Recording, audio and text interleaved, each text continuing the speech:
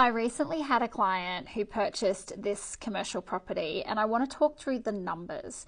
So, the property was purchased through their self managed super fund, and the idea of it, unlike some typical self-managed super fund purchases I see, it wasn't about purchasing a property for a self-employed person to then work out of. It was more of we want to purchase a property where we can kind of set and forget to a degree and don't have to worry about paying rates and things like that, but just have the rental income cover the loan, set and forget and move on type structure. So these clients found this property, which the buy-in amount or the purchase price was $588 for the warehouse.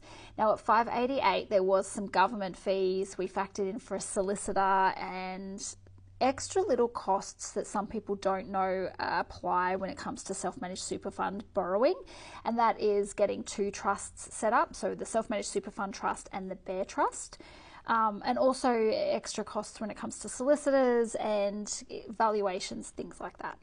All in all, the loan amount we did was $288,000. The rest of the money came from the self-managed super fund or their industry super funds that they moved into the self-managed super fund. And we also structured it so there was a little bit of a buffer left over. Now we did that because we wanted to make sure that if the property went unrented, there was enough money for them to still be covering the loan and any bills that popped up until they found a tenant. Now, the good news is they've found a tenant and it's now being rented out, including the ongoing costs like rates, water, electricity, etc. They are getting $3,500 a month for this property, and the loan repayments are $2,400 a month.